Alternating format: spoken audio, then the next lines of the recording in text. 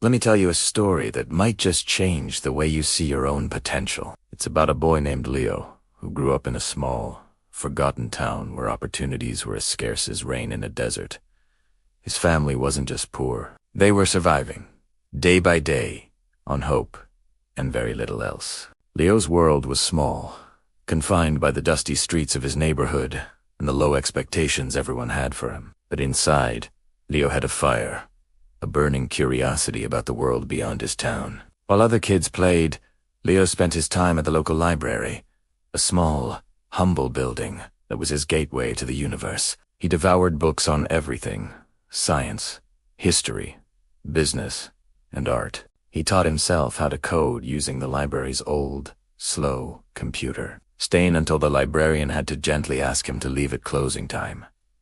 He wasn't just reading. He was building an arsenal of knowledge, piece by piece, day after day. People in his town would shake their heads, calling him a dreamer, lost in his books. They didn't see the foundation he was laying. One day, while reading a tattered business magazine, Leo learned about a new trend: small, eco-friendly startups. An idea sparked. He looked around his town at the discarded plastic bottles and the waste that littered the streets. He saw not trash, but a resource. Armed with his self-taught coding skills and a deep understanding of environmental science from his books, he started to design a plan. It was a simple, yet brilliant idea.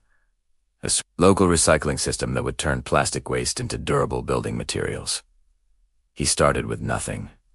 Literally nothing. He built his first prototype machine from scrap metal and parts he found in a junkyard. He worked tirelessly, often going without sleep, fueled by a belief in his idea. He faced countless rejections. Banks laughed at him. Local business owners dismissed him as just a kid with a crazy dream. It was disheartening. There were many nights he wanted to give up, to accept the fate everyone else had already written for him. But then he'd remember why he started: to build a better future, not just for himself, but for his community. So, he changed his approach. Instead of asking for money, he decided to show them. He set up his makeshift machine in the town square and started processing plastic waste right there, in front of everyone. Slowly, people started to notice. They saw the ugly plastic bottles they threw away being transformed into strong, useful bricks. It was like magic. A local journalist wrote a small article about the recycling boy of Millfield.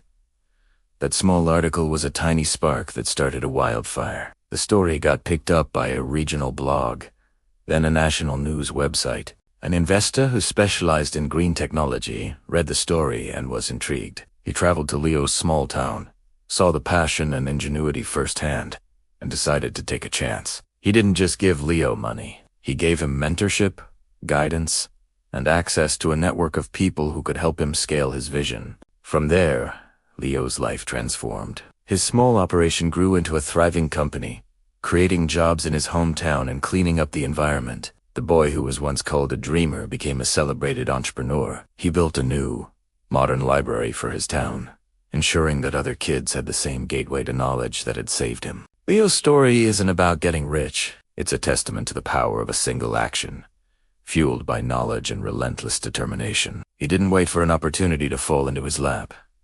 He built one, piece by piece, out of scrap and dreams. It reminds us all that our circumstances don't define our destiny. Our actions do. Thank you so much for watching. If this story inspired you, please hit that like button and subscribe for more content. We'll see you in the next one.